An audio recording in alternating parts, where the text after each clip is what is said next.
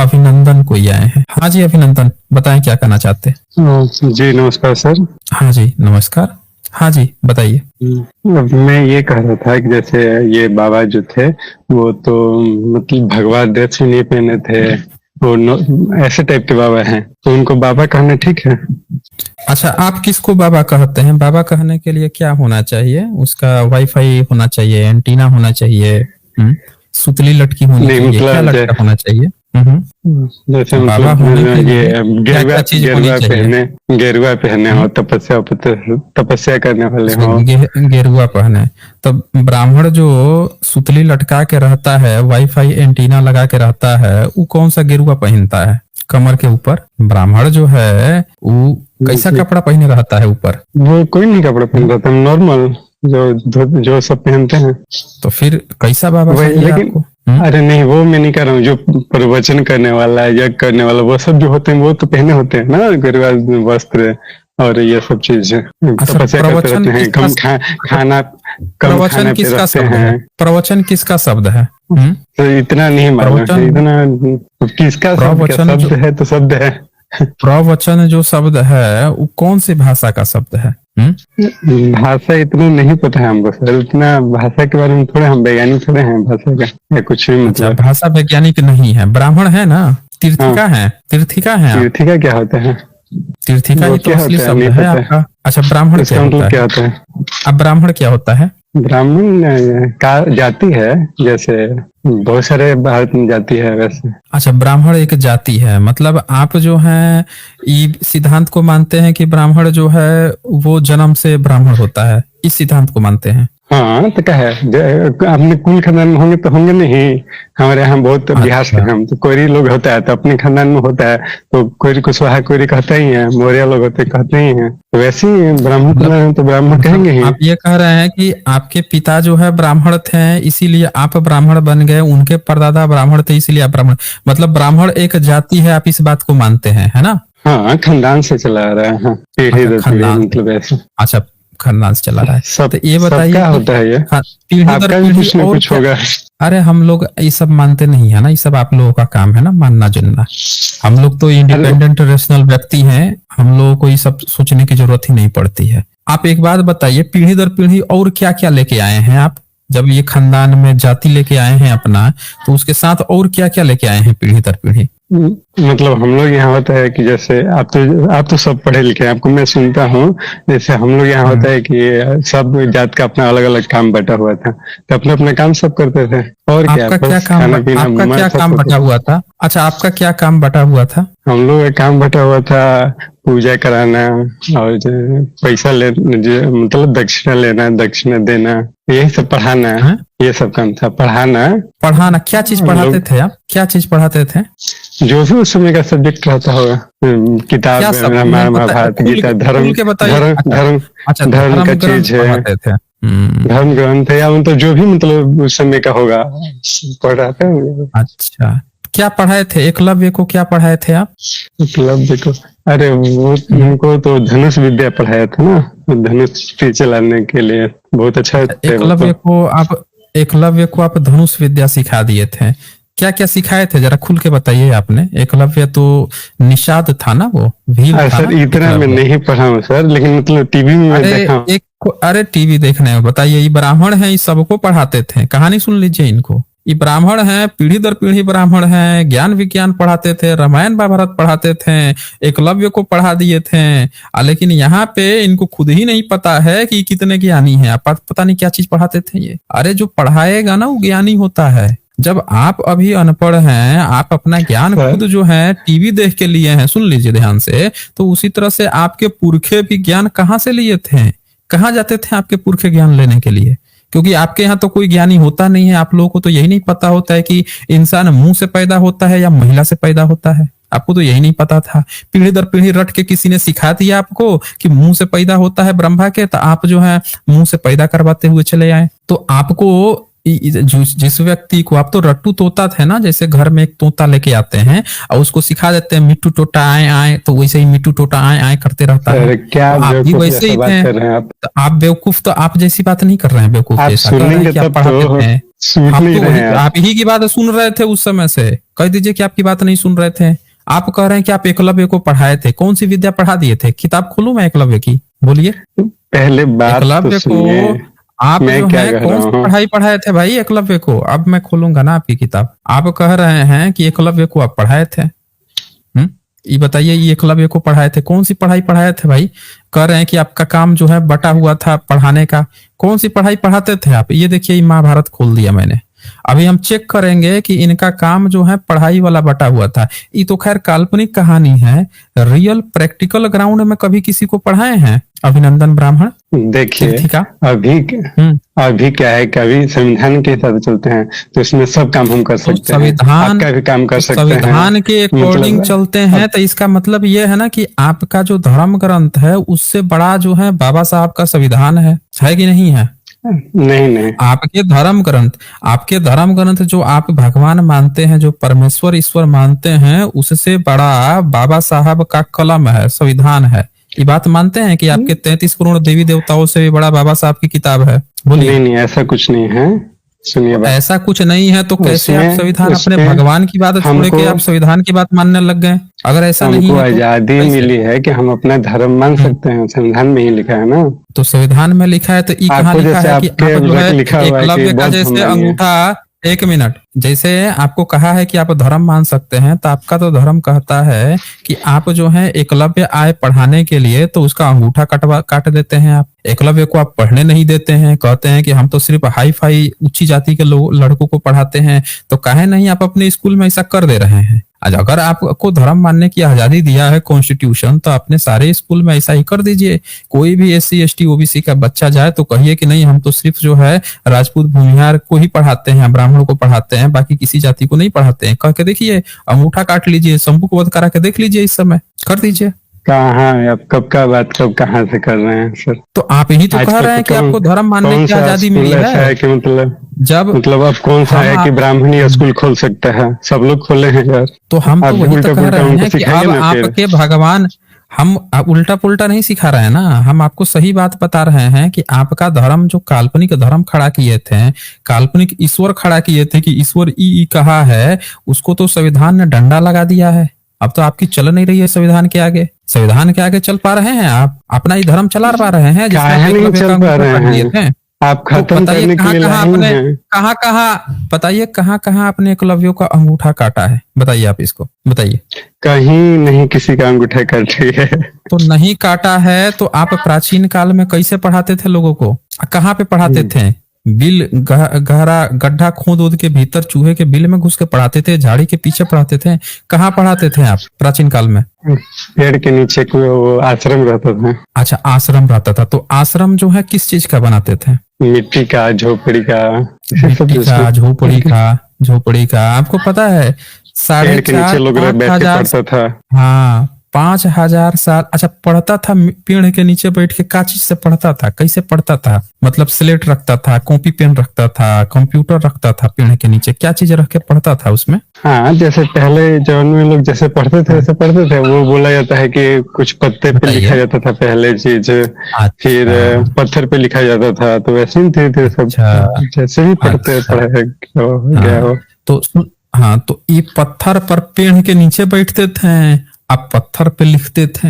सुन लिया आप लोगों ने? पेड़ के नीचे बैठते थे, पत्थर पे या पत्ते पे लिखते थे। ऐसा कोई पत्ता और पत्थर मिला है जो पेड़ के नीचे बैठ के आप पढ़ाते थे? मिला है क्या? मतलब हम थोड़े के पता करने गए हैं, जो तो नहीं सुने मिला है जाते तो हैं ये आपको चीज है। पता कहाँ से सुने हैं ये बात? अरे टीवी रामायण महाभारत कितना चलता रहता है सर। सुन लिया आप लोगों ने? ये ब्राह्मण जो है इतने ज्ञानी हैं कि अपना ज्ञान टीवी से लेके आते हैं। यही बोल रहे हैं कि इनके पिताजी लोग पढ़ाते थे। अरे आपके पिताजी लोग को अकल बुद्धि नहीं था भाई, अकल बुद्धि नहीं था। ये आप लोगों ने किताब में क्या लिखा है? मनुस्मृति पढ़ा है कभी? वो पढ़ा तो है कि बहुत नहीं पढ़ा बढ़िया है? किताब है, थोड़ा सा पढ़े हैं। अच्छा, मनुस्मृति जो है इनकी बहुत बढ़िया किताब है। सुन लिया आप लोगों ने? थोड़ा सा ही पढ़े भी हैं। तो थोड़ा सा पढ़े हैं तो आइए हम थोड़ा सा और हम भी पढ़ा देते हैं आपको। जब पढ़े हम हैं जानते हैं आप वो सब चीज निकालेंगे उसमें जो पता नहीं और क्या? क्या क्या कहाँ से क्या निकालेंगे? कि SC ST को मार देना चाहिए, क्या करना चाहिए, अच्छा उसमें सब लिखा हुआ है, वो सब चीज अच्छा पढ़ाएंगे आप। अच्छा अच्छा, बहुत बढ़िया किताब है मनुस्मृति। सुन लिया आप लोगों ने, बहुत बढ़िया किताब है मनुस्मृति। अब इनकी किताब ना हम लोग खोल ही लेते हैं ना, हम जब बहुत बढ़िया किताब है आई सर पढ़ाते थे तब पता छोड़िए पता ना चल जाएगा ना। किताब, अभी काहे छोड़ दे, किताब छोड़ देखिए काहे दे कैसे, भाई। अरे इतने साल सुनिए से आप बात पढ़ाते सुनिए, आए हुए, इतने साल से आप पढ़ाते आए हुए भाग काहे रहे हैं मनुस्मृति का नाम सुनते हुए, बात बुखार सुनिए। काहे तो लगने एक लगता तरफ है? आप अपना किताब खोल दीजिए, एक तरफ मेरा खोल दीजिए, नहीं भागूंगा। चलिए चलिए, आपकी भी किताब खोल देंगे, बिल्कुल आपकी किताब खोलेंगे। एक ऐसी एक बात नहीं तरफ है कि अपनी आपकी किताब किताब आप नहीं खोलेंगे। खोलिए, ठीक है, जो भी धर्म हम्म। मानते होंगे, और एक तरफ मेरी, हम लोग कोई फिर धर्म हम हम बात लोग कोई करेंगे। धर्म हम लोग कोई धर्म नहीं मानते ना, हम लोग तो एथिस्ट हैं, हम कोई धर्म नहीं मानते। हम लोग जो हैं अच्छा, सिर्फ जो ईश्वर में प्राकृतिक विश्वास चीजें हैं नहीं वही करते आप मानते लोग। हैं। हम लोग अंधविश्वास पाखंड में थोड़े विश्वास करते हैं। ये जिसका धंधा तो होगा वो भगवान तो करेगा। है ना जी, विश्वास मत करिए है तो तो क्या हो साबित गया। है तो साबित कर दीजिए ना, कहे नहीं साबित कर पा रहे हैं आप साबित जो क्या करना, है। मतलब है तो हैं? अच्छा एक बात है बताइए तो है कि आप भगवान। कहाँ हैं, साबित कीजिए ना। हम वही तो खोज रहे हैं कि एक भी व्यक्ति जो है वो कर दे, साबित साबित कर दे ना, साबित कर दीजिए, उस साबित कर देंगे आप। हैं? ये देखिए साबित क्या, इन्होंने किसी इन्होंने क्या लिखा है, ये साबित जरा कैसे पढ़िए करेंगे, तो हम जरा। देखे थोड़े हैं। अच्छा रुकिए रुकिए रुकिए, एक मिनट जरा रुकिए आप, रुकिए। ये जो है इनकी बड़ी बड़ी अच्छी किताब है मनुस्मृति, जरा इनको पढ़ाते हैं हम लोग। ये किताब है मनुस्मृति, चैप्टर 10 का 92 नंबर श्लोक है। जरा एक बार हिंदी पढ़ के बताएंगे क्या लिखा है, हिंदी जरा एक बार पढ़ के बताइए तो। अभिनंदन। एक सेकंड सर रुकिए। विमर्श वाला की ना, विमर्श अरे इस बचपन में 92 कहाँ नंबर से। नहीं दिख रहा है आपको? विमर्श से ऊपर भाई, उसके ऊपर न लिखा हुआ है, हिंदी उसके ऊपर लिखा है। अच्छा, पढ़ के एक बार जरा। आपत्ति में पड़ा हुआ भी ब्राह्मण मांस, लाख और नमक को बेचने से तत्काल पतित होता है, और दूध बेचने से 3 दिन में शूद्र होता है। अच्छा ये बताइए कि दूध बेचने से कोई व्यक्ति 3 दिन में शूद्र कैसे हो जाएगा भाई? क्या प्रोसेस होता है दूध बेचने में या शूद्र होने में, ये बताएंगे जरा आप हमें। देखिए मैं बार बार बोल रहा हूँ कि एक तरफ आप अपना किताब खोल लीजिए, फिर हम बात करेंगे। ये कोई अरे बात भाई ही तो नहीं हमने हुई, आपकी किताब जमाने की लिखी हुई बात हमने को अभी आप हमको पढ़ा रहे हैं। देखें, सुनिए सुनिए, हमारी जबानी लिखी हुई किताब नहीं है, ये आपके ब्राह्मण का किताब लिखा है, और भारत सरकार का इस पर मुहर है, और भारत के जो ASI है, आर्कियोलॉजिकल सर्वे ऑफ इंडिया, उसकी मुहर है, प्लस बिहार गवर्नमेंट के जो शिक्षा मंत्री हैं उनकी भी मुहर है इस पे। तो आप ना हमको कहानी मत सुनाइए कि ये हमारी किताब है। तो ये आप कहेंगे तो वो भाग गए क्या, ये देखिए भागे नहीं, आ गए ये, आ गए ये हमको कहानी मत सुनाइए आप हमें कि आपकी किताब है। नहीं, आप मुहर कहिएगा है तो तो फ्रंट उसका पेज मतलब ओपन क्या करके है? दिखा दूंगा। हम वो भी दिखा देते हैं ना, मुहर है तो क्या मतलब है, हम फ्रंट पेज खोल के दिखा देते हैं ना आपको। आप जो है इतना रो रहे हैं, हम फ्रंट पेज खोल के दिखा देते हैं। देखिए government of India archaeology survey of India, देख लीजिए ये, और ये देखिए यहाँ पे ध्यान से, आप ऐसे थोड़े भागने देंगे आपको। हरिदास संस्कृत ग्रंथ माला मनुस्मृति, देखिए यहाँ पे मुहर है आर्कियोलॉजिकल सर्वे ऑफ इंडिया का। टीकाकार देख लीजिए मणि प्रभा, सभी मणि प्रभा टीका जो सबसे बेस्ट आप लोग मानते हैं, पंडित श्री हरगोविंद शास्त्री। और ये कौन है? श्रीमान आचार्य बद्रीनाथ वर्मा, शिक्षा मंत्री बिहार राज्य। ये प्रकथन लेखन दिए हैं, बिहार राज्य के शिक्षा मंत्री हैं बकायदे, और इसका टीका कौन किया है? हरगोविंद शास्त्री। तो और ये कहाँ से ठीक है सर, पब्लिश वो हुई नहीं है? कह रहा हूँ। चौखंबा संस्कृत सीरीज बनारस। तो आप ना हमसे ऑथेंटिसिटी का वो मत कीजिए। नहीं, वो बोल रहे हैं कि खेल जो मत खेलिए। आप आर्कियोलॉजिकल हमको सर्वे नहीं, ऑफ हमको इंडिया बोल रहे हैं हमको उसका सिर्फ मुहर ये क्यों रहता है? नहीं, हमको सिर्फ ये बताइए ना आप कि ये जो आपने अरे अभी सर बताया जानकारी ना, का चीज पूछ रहे नहीं, हैं, ये तो पूरा अरे वो बता देंगे हम आपको। अरे ब्राह्मण सबसे ज्यादा अरे अत्याचार हम किए आपको हैं, बता देंगे आप भाई। यही कहना अरे चाहते हैं? नहीं, हम वो नहीं कहना चाहते हैं। हम आपसे सिर्फ ये पूछ रहे हैं कि ये सिर्फ इतना बता दीजिए कि 3 दिन में दूध बेचने वाला शूद्र कैसे बन जाता है? अरे सर लिखने वाला से पूछना, आप हमको क्या पता है इतना। तो 13 नंबर जरा इस श्लोक पढ़िए तो एक बार। 13 नहीं, नंबर अभी कोई तक फायदा बड़ा नहीं है अच्छा सर, बुक है। आप ये सबको नहीं बता पढ़िए। दिए हैं। नहीं नहीं नहीं नहीं, आप एक बार 13 नंबर पढ़िए, चैप्टर 11 है मनुस्मृति। आपने कहा है कि बड़ी अच्छी किताब है, आपने कहा है कि बड़ी अच्छी किताब है, तो 13 नंबर जो ये यहाँ पे श्लोक लिखा है, 11वां चैप्टर है मनुस्मृति का, एक बार इसको पढ़ के, नहीं तो हम ये मान के चलेंगे कि आपको किताब भी पढ़ने नहीं आता। आप बोल रहे हैं नहीं दुनिया सर, को पढ़ाते थे आपके पिताजी। हैं? कोई भी किताब पढ़ने का नियम होता है कि शुरू से पढ़ा जाता है, बीच में पढ़ने वाला मूर्ख। तो उससे पहला वाला पढ़ा दें, उससे भी पहला वाला पढ़ा दें, 13 नंबर से पहले पढ़ा दें। सबसे पहला श्लोक। सबसे पहला श्लोक पढ़ाएं। आइए इनको सबसे पहला श्लोक वहां से पढ़ाते स्टार्ट हैं। करिए। चलिए आइए इनको सबसे पहला श्लोक से पढ़ाते हैं ना, इनको पहला श्लोक से पढ़ाते हैं। पढ़िए पढ़िए तो जरा। संतानाथ विवाह हेतुक्ष यज्ञ करने का इच्छुक पथिक विश्वजित आदि यज्ञ में अपनी समस्त संपत्ति को दान किया हुआ, गुरु पिता माता के लिए भोजन वस्त्र देने का इच्छुक, पढ़ने के लिए भोजन वस्त्र इच्छुक और रोगी। 2 नंबर पढ़िए। इन स्नातक ब्राह्मणों को धर्मनिष्ठ धर्म भिक्षुक जानना चाहिए तथा निर्धन इनके लिए विधा विशेष के अनुसार दान देना चाहिए, गौ सोना और वस्त्र आदि। आप सब लोग पढ़ाई करते हैं तो काम धंधा करके पैसा कमाते हैं, और आप जैसे 9 स्नातक ब्राह्मण बनेंगे तो आपको जो है लोग गौ सोना अन्न और वस्त्र दान देंगे। मतलब भिखमंगा प्रथा है। आपकी पढ़ाई जो है पूरी सबको पढ़ के उस स्किल से पैसा कमाते हैं, और आप जो है भिखमंगा बन जाते हैं पढ़े लिख के। ये लिखे हुए हैं। आगे पढ़िए। 3 नंबर पढ़िए। आपको शुरू से पढ़ने का शौक है ना, पढ़िए। यही पहला श्लोक है इसका। अरे भाई पहला दूसरा आपने पढ़ लिया, आप तीसरा तो पढ़िए, या फिर से खोल दो सीधे 11-13 नंबर। पढ़िए। हम पढ़ाते ना आपको शुरू से पढ़ने का शौक है। ब्राह्मण स्नातकों के लिए वेदी चौकी के भीतर सिद्ध पका हुआ अन्न देना चाहिए तथा अन्य वर्ण लोगों के लिए वेद के बाहर सिद्धांत देना चाहिए। अब बताइए ई क्या चीज है, बताइए तो जरा। ब्राह्मण जो है वो वेदी के भीतर अन्न पका हुआ अन्न लेगा, और बाकी अन्य वर्ण जो है क्षत्रिय वैश्य शूद्र जो है उनको वेदी के बाहर का कच्चा वाला देगा, पका हुआ उनको नहीं देगा। है कौन सी पढ़ाई पढ़े हैं भाई? पढ़ते ही आप जो है जातिवाद का खेल शुरू कर देते हैं। चौथा 4 नंबर पढ़िए जरा, पढ़िए। राजा को वेद त्यागता ब्राह्मण के लिए यज्ञ विधानार्थ सब प्रकार से रत्न और दक्षिणा के लिए धन देना चाहिए। मतलब आप मनुस्मृति लिखे हैं या अपना जो है भीख मांगो आंदोलन की किताब लिखे हुए हैं? केवल भीख ही मांग रहे हैं। पहला में भीख मांगा, देखो पढ़ लिख लिए, ला भाई भीख दे दे। दूसरा में कह रहे हैं भीतर वाला पका हुआ मैं खाऊंगा, बिना अन्न पका आधे कच्चा तुम लोग खाओगे। अब चौथा में क्या कह दिए, फिर से बोल दिए कि भाई हमको मूर्ति मार के जो है कोई मतलब नहीं है सर, ना दे दीजिए।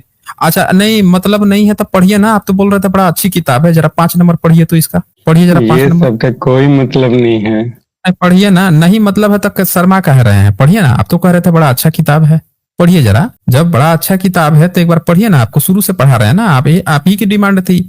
हम तो जो बोले उसको आपको पढ़ने में शर्म आ रहा था। पढ़िए जरा 5 नंबर पढ़िए तो। एक बार विवाह कर स्त्रियों जो ब्राह्मण दूसरे से धन दूसरे नहीं कहा गया। एक बार विवाह कर स्त्रियों के ब्राह्मण दूसरे से धन मांगकर द्वितीय विवाह करता है, उसे केवल स्त्री भोगमात्री फल होता है, क्योंकि उस स्त्री में उत्पन्न संतान को धन देने वाले की होती है। मतलब आपको ये कह रहा है कि ये कह रहा है ना कि आप एक विवाह कर लिए हैं, फिर आपको दूसरी बीवी भी शादी करनी है। आप तो हैं भिखमंगा, मांग मांग के खाने वाले हैं, दूसरे को कहाँ से खिलाइएगा? तो फिर आप भीख मांगने जाएंगे, भीख मांग के फिर दूसरी शादी करेंगे, तो उसका जो बच्चा पैदा होगा ना, तो जिसे भीख मांग के लाए हैं बाय डिफॉल्ट उसका कहलाएगा। समझ रहे हैं ना? मतलब बच्चा पैदा करेंगे आप, लेकिन भीख वाला है वो लेके जाएगा। तो आगे पढ़िए, 6 नंबर पढ़िए। हम आपको पढ़ाते हैं ना शुरू से आपकी किताब कि आप लोगों ने क्या क्या लिख रखा है, पब्लिक को पता चले। जब पढ़िए 6 नंबर भी पढ़ लीजिए। जो मनुष्य वेद ज्ञाता तथा पुत्र स्त्री आदि परिवार से युक्त ब्राह्मण के लिए सब धन गौ भूमि स्वर्ण अन्न आदि देता है, वह मरकर स्वर्ग को भोगता है। मतलब आप कितना चतुर चालाक हैं बताइए। आप बोल रहे हैं कि धरती पे जितना मनुष्य है वो ब्राह्मण को गाय गौ भूमि अपनी जमीन दे देगा, अपना सोना चांदी दे देगा, अन्न देगा, उमर के स्वर्ग मिलेगा। मतलब धरती पे स्वर्ग आप भोगेंगे और उसको ख्वाब दिखा रहे हैं कि जा भाई तुझे जन्नत में मिलेगा। ये सब मतलब आप जो है यही सब पढ़ाई पढ़ाते थे क्या? यही मनुस्मृति है आपकी? अच्छा देखिए सर, जो मनुष्य लिखा हुआ है, अच्छा एक बात बताइए। अच्छा अभिनंदन ब्राह्मण, एक बात बताओ। हम आपसे कहें कि एक काम करो, अपना आपके घर का जितना जमीन है, आपके घर का जितना पैसा सोना चांदी है, सब जो है एसजे को दे दो, लाओ यहाँ पे, सब हम लोगों को, रेशनल लोगों को दान करके चले जाओ, और आपको ना जब मरोगे तो आपको स्वर्ग मिलेगा। तो बताओ कि आप इस बात को मान लोगे? बोलो।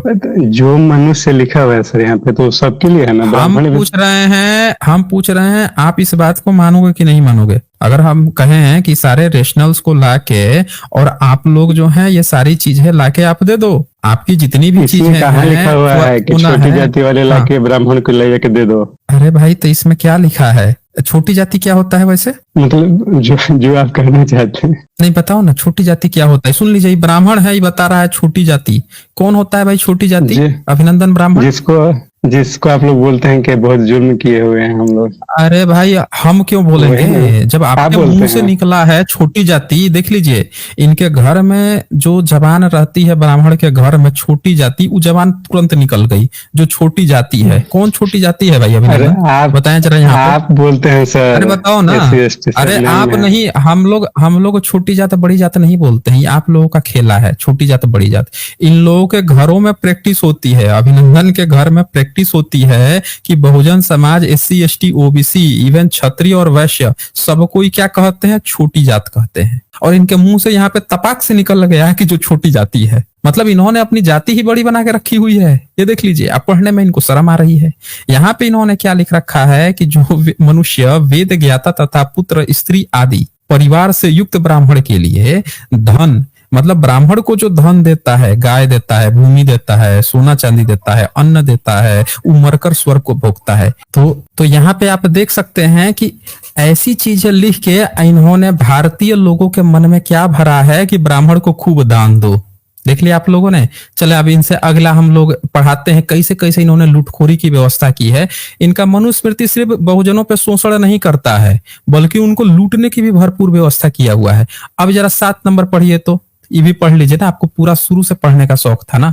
7 नंबर पढ़िए जरा। आप उल्टा पुल्टा व्याख्या कर रहे हैं और कुछ नहीं। तो आपसे व्याख्या हम ले लेंगे ना, आप पढ़िए ना। सब हाँ, ले लीजिए, हमसे लीजिए। तो बताइए उसका क्या मतलब था, बोलिए। जो मनुष्य था, मनुष्य में ब्राह्मण भी आते हैं, ठीक है? तो ब्राह्मण जो मनुष्य भी है वो दान देना। जो मनुष्य, हाँ, तो इसमें क्या लिखा है? वेद ज्ञाता लिखा हुआ है उसमें, मनुष्य के बगल में। हाँ, तो जो मनुष्य लिखा है, मनुष्य का क्या मतलब होता है बताइए? वेद ज्ञाता मतलब क्या होता है? इसमें ये दान किसको देगा? मनुष्य दान किसको देगा? बोलिए, किसको देगा? हाँ, मनुष्य में ब्राह्मण नहीं आते हैं। अरे हम पूछ रहे हैं, यहाँ साफ साफ लिखा है कि परिवार से युक्त ब्राह्मण के लिए धन। यहाँ पे मनुष्य चाहे जो होगा, ब्राह्मण हो, क्षत्रिय हो, वैश्य हो, शूद्र हो, अंत्यज हो, लेकिन दान जो जाएगा वो किसके पास जाएगा? तो यहाँ साफ साफ लिखा है कि ब्राह्मण के पास दान जाएगा। किसको बेवकूफ बना रहे हैं आप? तो ब्राह्मण भी दे सकता है ब्राह्मण को। तो हम वही, ये कहाँ लिखा हुआ है कि नहीं? सुनिए अभिनंदन, कहानी हमको मत सुनाइए। अगर ऐसा लिखना होता तो यहाँ लिखा कि ब्राह्मण जो है, देखें, कहानी मत सुनाओ अभिनंदन, यहाँ कहानी नहीं चलती है, बता रहा हूं मैं, ठीक है ना? हमसे कहानी यहाँ चलती नहीं है। अगर इसको लिखना होता ना तो ये लिखता है कि ब्राह्मण ही ब्राह्मण को दान करेगा। हमको कहानी सुना रहे हो यहाँ पे? यहाँ साफ साफ लिखा है कि जो मनुष्य, यानी वो मनुष्य कोई भी हो सकता है, लेकिन जब ये दान देगा तो किसको दान देगा? तो लिखा है वेद ज्ञाता। वेद ज्ञाता कौन होगा? फिर आगे और क्लियरली लिख दिया है ब्राह्मण के लिए, यानी ब्राह्मण को ही दान देगा। ये साफ साफ यहाँ पे लिखा है। तो हमको कहानी मत सुनाओ अभिनंदन। आप यहाँ पे 7 नंबर पढ़िए। यहाँ पे सब चीज एकदम क्लियर है कि वो दान मनुष्य चाहे जो हो सकता है, लेकिन दान किसके पास जाएगा? ब्राह्मण के पास। अब आगे पढ़े जरा 7 नंबर। हम भी देते हैं सरदान, ठीक है? हम क्या करें उसका? दूसरे पंडित हम क्या करें? हम दूसरे पंडित को काहे नहीं शूद्र को दे देते हो भाई? आप लाके यहाँ तो हमने कभी नहीं देखा कि आपने लाके एसजे को दान दिया हो। हमने तो कभी नहीं देखा कि आप जो है जितने रेशनल लोग काम कर रहे हैं उनको लाके आपने यहाँ पे दान दिया हो। हम लोगों को भी जरा, हमको छोड़ दीजिए, हमको तो आप खार खाते होंगे, बाकी रेशनलों को जाके दे दीजिए दान। और भी तो बहुजन बच्चे काम कर रहे हैं ना समाज के लिए, उनको दे दीजिए। काहे नहीं उनको दे देते हैं? तो हमसे कहानी मत सुनाइए आप, समझ रहे ना? हमको कहानी मत सुनाइए आप। यहाँ पे सीधे सीधे अगला 7 नंबर पढ़े। 7 नंबर में क्या लिखा है? पढ़ लीजिए ना, आपका शौक था ना शुरू से पढ़ने का। 7 नंबर पढ़िए जरा। नहीं, आप उल्टी पुल्टी व्याख्या कर रहे हैं। देखें, सब लोगों को दिख गया है कौन उल्टी पुल्टी व्याख्या कर रहा है और कौन सीधा सीधा व्याख्या कर रहा है। तो टाइम पास न करें, अगला 7 नंबर पढ़िए। वो भी पढ़िए जरा। पढ़िएगा या मैं पढ़ दूं? पढ़िए ना सर, अच्छा पढ़िएगा। पढ़ते हैं। जिसके पास अपने परिवार तथा जिसके पास अपने परिवार तथा मृत्यु के 3 वर्ष तक या इससे भी अधिक समय तक पालन पोषण के लिए अन्न हो, वह मनुष्य काम में सोम यज्ञ करने योग्य होता है। ठीक है, सोम यज्ञ करवाएगा। जिसके पास भी 3 साल तक का पैसा हो वो सोम यज्ञ करवाएगा। बहुत बढ़िया। 8 नंबर पढ़िए। अतएव अपने परिवार तथा मृत्यु के 3 वर्ष से कम पालन पोषण के लिए अन्न रखने पर जो सोम यज्ञ करता है वह नित्य सोम यज्ञ के फल को भी नहीं पाता। ठीक है जी।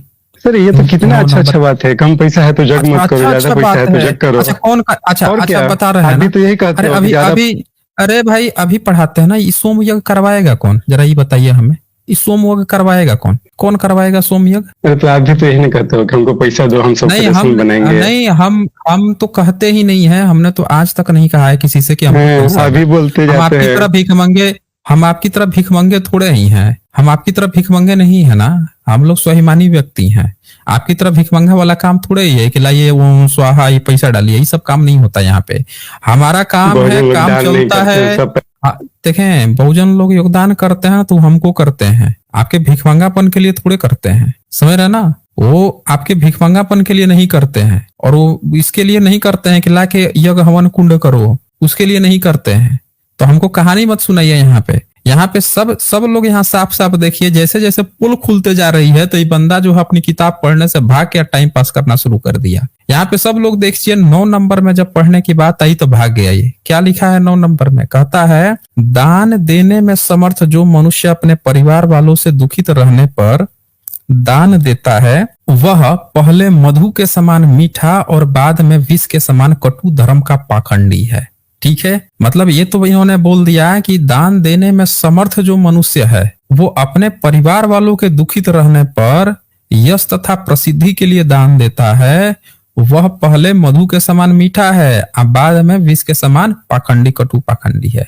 और 10 नंबर में क्या लिखता है कि जो मनुष्य स्त्री पुत्रादि पालनीय परिवार को पीड़ित कर परलौकिक सुख की इच्छा से सदादि दान करता है, वह मनुष्य वह दान जीते हुए मरने पर भी दुखदायी है। बहुत बढ़िया बढ़िया बात इन्होंने लिख दिया, सब लोग देख लिए। अब आइए इनकी असल कहानी इनकी कैसे अब शुरू होती है। ये देखिए इनकी कहानी शुरू होती है अब यहाँ से 11 नंबर और 12 नंबर। इन्होंने पहले क्या प्रोग्राम बनाया इस चैप्टर में, ये कहा कि ब्राह्मण को दान दो, सोना दो, गाय दो, चांदी दो, जमीन दो, सब लिख दिया। फिर क्या कहा, 3-3 साल पे यज्ञ कराओ, पैसा है तो हर 3 साल पर सोम यज्ञ कराओ, यज्ञ कराने के लिए ब्राह्मण को बुलाओगे, ये गारंटी हो गई। अब क्या कह दिया यहाँ पे कि घर में पीड़ित उड़ित है, दान करो न करो सब कह दिया। अब 11-12 नंबर पे क्या कहता है और आगे अब क्या कहेगा 13 नंबर पे, आपके होश उड़ा देगा। आज जो ये बंदा पढ़ने से भागेंगे, ये मैं कह रहा हूं, इसको पढ़ने से ही बंदा भाग जाएगा, टाइम पास करने लगेगा। अभिनंदन, अब जरा 11 नंबर पढ़ो आप। हमने तो 10 नंबर तक पढ़ा दिया आपको, अब 11 नंबर पढ़ो जरा यहाँ पे। ऊपर वाला 2 श्लोक अच्छा था ना, ये बताओ। उसी का नीचे लिखा हुआ है ना, पढ़े ना, अभी बहुत अच्छा था, पढ़े ना जरा, पढ़े ना, उसी के बाद लिखा हुआ है नीचे, पढ़िए। यह करते हुए क्षत्रिय का विशेषकर ब्राह्मण यज्ञ यदि एक यज्ञ से धन भर के कारण पूरा नहीं हो रहा है तो राजा के धर्मात्मा रहने पर वह ब्राह्मण या क्षत्रिय यज्ञ करता बहुत पशु वाले पाक यज्ञादि नहीं करने वाले तथा सोम यज्ञ से भी हीन जो वैश्य हो उसके परिवार से बाकी यज्ञ के पूर्ण होने के लिए धन वाले ऐसे करने वाले क्षत्रिय या विशेषकर ब्राह्मण यज्ञ करता को धर्मात्मा राजा काहे भाग खाए गए भाई, पूरा काहे नहीं पढ़े, क्या हो गया, इसका हवा खराब हो गई क्या? ये बोल रहे हैं नहीं, हम बताइए। देखिए इनके होश उड़ गए, इनके पढ़ने में होश उड़ गए। कह रहे हैं कि बताइए ना क्या लिखा हुआ है। ये ब्राह्मण जो है दावा कर रहा था कि इनके पीढ़ी दर पीढ़ा पढ़ा के आते हुए थे, हमसे पूछ रहे हैं कि बताइए ना क्या लिखा हुआ है। यहाँ पे लिखा हुआ है, अभी आपका किताब क्या कह रहा था, अभी आपकी पृष्ठभूमि तैयार हो रही थी कि सब लोगों को यज्ञ कराना चाहिए। किससे कराना चाहिए? ब्राह्मण से करना चाहिए, ब्राह्मण को दान देना चाहिए। अब यहाँ पे क्या कहता है वो कि अगर आपके पास पैसा नहीं है, यज्ञ कराना तो आपको है, लेकिन आपके पास अगर पैसा नहीं है तो आपको क्या करना है कि जाइए किसी वैश्य के यहाँ, उसके यहाँ चोरी कीजिए, बलात्कार कीजिए, धन लेके आइए, तब उस धन को ब्राह्मण को देकर यज्ञ कराइए। फिर आगे क्या कहता है ब्रैकेट में, ऐसा करने वाले क्षत्रिय या विशेषकर ब्राह्मण यज्ञकर्ता को धर्मात्मा राजा उत्तराक्त दंडित नहीं करे। अब इसमें नाम भी दे दिया कि अब ये काम क्षत्रिय से भी कराइए, वो भी जाए किसी वैश्य को लतियाए, लावे, व्यापार कर करके पैसा मोटा ऐंठ के बैठा हुआ है, पैसा नहीं दे रहा है हमको, लाए चल, छीन के लाए, न दे तो बलात्कार करके लेके आए। तो और ब्राह्मण भी यही काम करे, विशेषकर ब्राह्मण लिखा हुआ है कि यज्ञकर्ता ब्राह्मण लेके आए। और राजा क्या करे, ऐसे ब्राह्मण को दंड भी न दे। हाँ भाई, आपको अधिकार है, आप तो किसी भी वैश्य का छीन के धन लेके आइए और लाके आप यज्ञ कीजिए, आपको सब माफ है। अब ये बताओ आप हमें, इसके बाद से ये बोल रहे थे ना बड़ा अच्छा है, 2 श्लोक पढ़ाया, 11-12, अब 13 नंबर पे जरा एक बार पढ़ा देते हैं। ठीक है, अब ये 13 नंबर है, इस 13 नंबर को जरा अभिनंदन एक बार पढ़ दीजिए, तो ये भी पढ़ के लगे हाथ सुना दीजिए, सब लोगों का कंफ्यूजन ये भी दूर कर दीजिए, पढ़िए।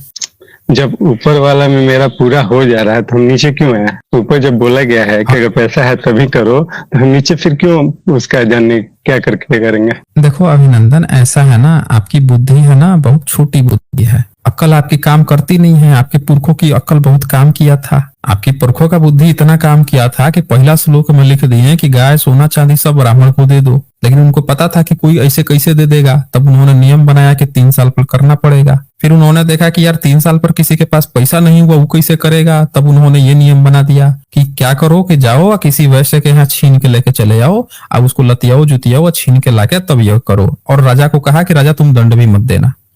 फिर आपके पिताजी ने और उससे भी चालाक थे, कहें कि यार केवल वैश्य का छीना जाएगा। और आगे बढ़ते हैं अब 13 नंबर श्लोक में, जिसको पढ़ने से शर्म आ रही है आपको।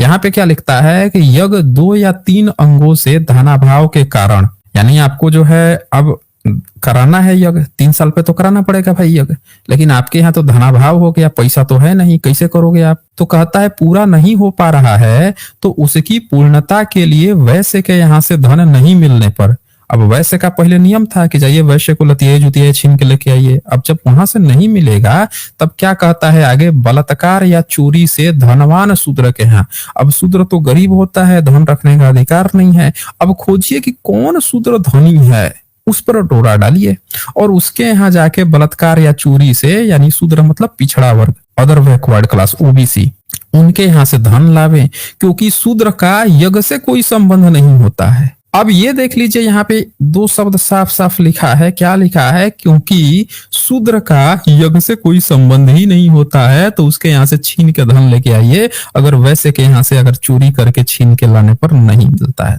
अब अभिनंदन ये जरा बात बताइए कि ये आपके जो पिताजी लोग हैं पीढ़ी दर पीढ़ी जो ढो के लेके आए हैं, ये क्या चीज, ये क्या मतलब है इसका, जरा बताइए तो जरा। तो इससे ये साबित होता है कि शूद्र के पास भी धन होता था। तो ये देख लिया आप लोगों ने, ब्राह्मण जो है, जब कहा जाएगा कि ब्राह्मण से कंक्लूजन निकालो, तो ब्राह्मण का ये कंक्लूजन है कि इससे पता चलता है कि शूद्र के पास धन हो। इनको पढ़ने भी नहीं आता है, बताइए ब्राह्मण ऐसे कंक्लूजन निकालता है। यहाँ पे क्या लिखा है, साफ साफ लिखा है कि वैश्य के यहाँ से धन नहीं मिलने पर बलात्कार या चोरी से धनवान शूद्र के यहाँ, मतलब ऐसा शूद्र आपको खोजना है जो धनवान हो, उसके यहाँ से धन लावे। और क्या लिखा है, क्योंकि शूद्र का यज्ञ से कोई संबंध नहीं होता, और ये भी साफ साफ लिखा है कि शूद्र का यज्ञ से कोई संबंध नहीं होता तो शूद्र के यहाँ से धन छीन के लेके आइए, चोरी कीजिए। अब चोरी को ये क्या बता रहा है कि ब्राह्मण चोरी करेगा, डकैती करेगा, व्यभिचार करेगा,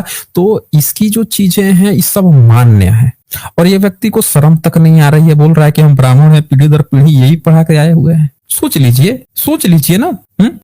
और इसने यही नहीं बात रखी है, इन्होंने आगे ये तक भी कह दिया है कि इवन क्षत्रिय के यहाँ से भी देखें, 14 नंबर में कह दिया, जो ब्राह्मण या क्षत्रिय 100 योग करने योग्य धन के अग्निहोत्र नहीं करता हो, 1 सहस्त्र गौ या उतना धन होने पर सोम यज्ञ नहीं करता हो, ऐसे ब्राह्मण या क्षत्रिय परिवार से यज्ञ 2 या 3 अंगों से नहीं पूर्ण होता तो यह कर्ता ब्राह्मण बलात्कार या चोरी से धन ले आवे। मतलब क्षत्रिय के घर से भी चोरी करके या बलात्कार करके उसके यहाँ से भी लेके आना है धन, तब यज्ञ करना है। इन्होंने किसी को नहीं छोड़ा है, मतलब क्षत्रिय को भी नहीं छोड़ा है। तो आप सब लोग देख लीजिए कि इन, अच्छा यज्ञ में क्या होता है अभिनंदन, यज्ञ कैसे होता है, जरा यही ना पब्लिक को एक बार बता दो आप। यज्ञ होता कैसे है, क्या चीज उसमें ठीक जरूरत है। होती है जो आपको इतनी चोरी करने की जरूरत पड़ रही है?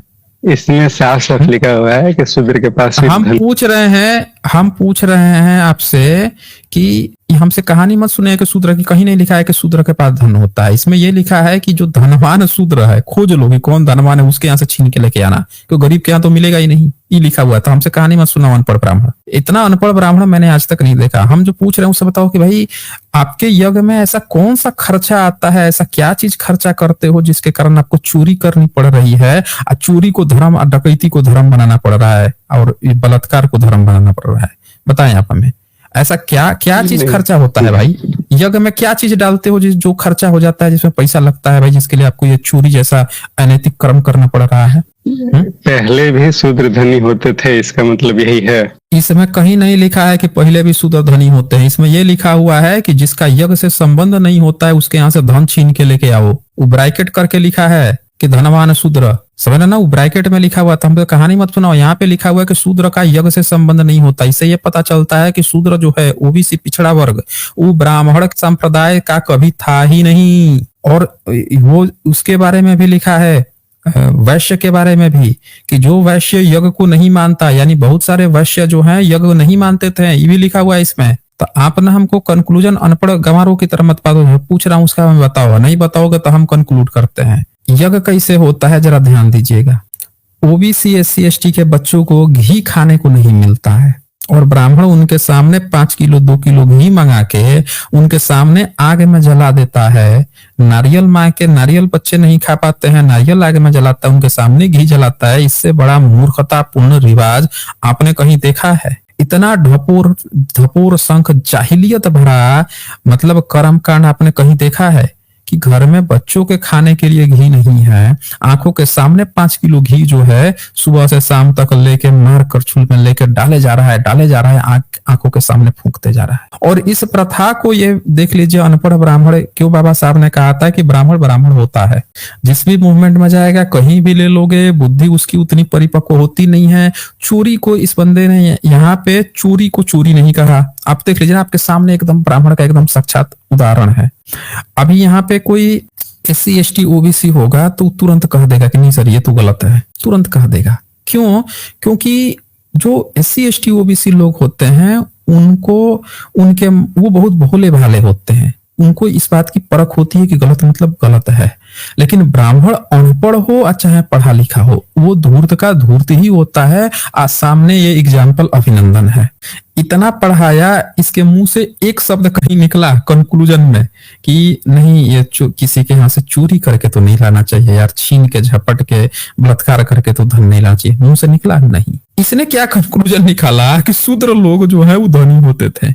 अब धनी होते थे तो तुम्हारे यज्ञ से क्या मतलब है उसका? वहां तो लिख रखा है तुमने कि क्योंकि शूद्र का यज्ञ से कोई संबंध नहीं होता है, और उसके यहाँ से धन छीन के लेकर मंगा रहा है तुम, वैश्य के यहाँ से छीन के मंगा रहा है तो ये सब लोग देख सकते हैं कि इन्होंने यही नहीं लिखा, आगे ये भी लिख दिया है, राजा को भी कह दिया है कि भाई राजा तुम जो है, राजा जो है वो भी लिख दिया है कि राजा उनको वो मत देना। 19 नंबर श्लोक ये देखिए 19 नंबर में कहता है, जो मनुष्य दुष्टों से धन लाकर, दुष्ट कौन है तो 11 से लेके 18 तक, यानी कि शूद्र को कह रहा है, वैश्य को कह रहा है, और उन क्षत्रियों को कह रहा है जो यज्ञ नहीं कराते, उनको कह रहा है कि दुष्टों से धन लाकर सज्जनों के लिए देता है। सज्जन कौन हो गए तो देखिए, यज्ञ साधक ऋत्विक, जो यज्ञ कराता है वो सज्जन हो गया, और जो यज्ञ नहीं कराता है वो दुष्ट हो गया। डेफिनेशन देख लीजिए इसकी। वह अपने को नाव बना उन दोनों, धन वाले को धन के पुण्य मार्ग में लगाने और उसे पुण्य को बढ़ाकर धन स्वामी को तथा दान देने वाले यज्ञादि को पूरा कर होने से अपनी आपत्ति को दूर करके दान देने वाला पार कर देता है। यानी ये साफ साफ यहाँ पे कह रहा है कि छीन के लाओगे, चोरी करके लाओगे तो भी आपका माफ है। किसका? ब्राह्मण का। 18 नंबर में क्या कहता है, इन आपत्तियों जो अभी तक आपने देखा के उपस्थित होने पर क्षत्रिय ब्राह्मण के धन को कदापि नहीं लावे। क्षत्रिय जो है ब्राह्मण के धन को नहीं लावेगा, किंतु निषिद्ध यानी चोरी आदि कार्य करने वाले तथा विहित यज्ञ वेदाध्ययन दानादि कार्य नहीं करने वाले ब्राह्मण के भी धन को क्षत्रिय लावे। कह रहा है कि ऐसे जो क्षत्रिय हैं, जो जो चोरी वोरी करते हैं, ये करते हैं, उनका क्षत्रिय तो धन ले आवेगा यज्ञ करने के लिए, लेकिन जो यज्ञ वेदाधन उनका मत चोरी करना। आगे क्या कहता है, नीचे यहाँ पे लिखा हुआ है, उक्त प्रकार 11, 19, 17 से चोरी या बलात्कार से धन लाने वाला आपत्ति में पड़ा हुआ व्यक्ति धर्मात्मा राजा के द्वारा दंडनीय नहीं होता।